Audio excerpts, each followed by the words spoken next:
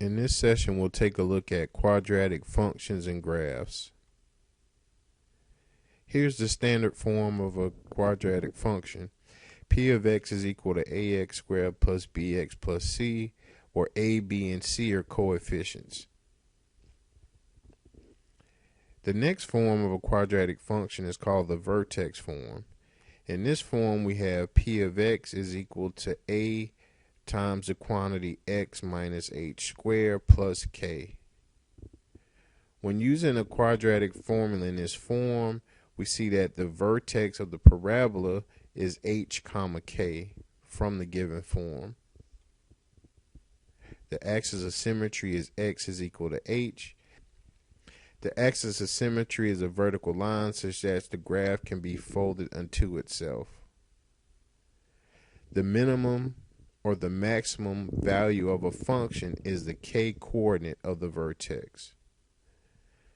To determine if you have a minimum, once you graph the function, it'll form a U-shaped graph. The graph of a maximum is the graph function, and it displays an upside down U-shape.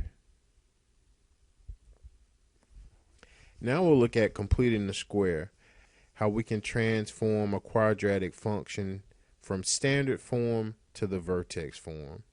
And here are the steps. The first step is we group the first two terms of the trinomial with a set of parentheses, making sure that the coefficient of the squared term is 1. In order to accomplish this, you may need to factor if necessary. For step 2, we'll square half of the coefficient of x.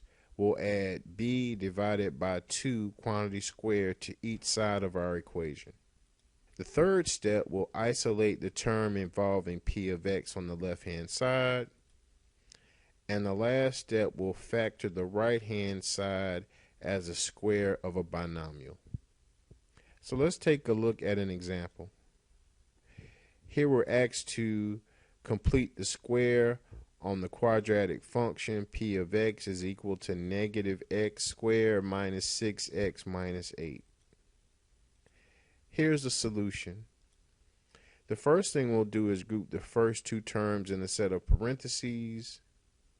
Remember that the initial condition says that the coefficient of the squared term must be positive 1. Therefore, in order to accomplish that, we factored out a negative. Notice that if we multiply, we always return to the original equation. Negative times x squared is negative x squared, which we were given from the beginning. Negative times 6x is a negative 6x. So notice we have not changed the original function. Next, we'll add half of the coefficient squared to each side. The coefficient of x is 6, so we'll simply take 6 divided by 2, and we'll square that quantity, and we get 9. Remember that what we do to one side, we must also do the same thing to the other side. Notice that on the right-hand side, if we were to distribute the negative, we actually added a negative 9 to the right-hand side. So in order to maintain equality, we must add a negative 9 to the left-hand side. Next, we'll isolate the term involving p of x on the left. So we'll simply take this negative 9, we'll move it to the other side by adding 9 to both sides. Next, we'll factor the right-hand side as the square of a binomial. X squared plus 6x plus 9 gives us the square of a binomial is x plus 3 quantity square. We'll simplify negative 8 plus 9, which gives us a result of 1. So our function that's in vertex form is negative times the quantity x plus 3 squared plus 1. Now that the quadratic function is in this form, we can state a few facts. The vertex is negative 3, 1. The axis of symmetry is x is equal to negative 3. If you were to graph the original function, it would form an upside down U shape, which implies a maximum.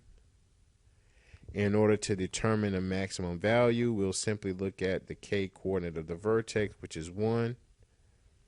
Therefore, the function has a maximum value, which is 1.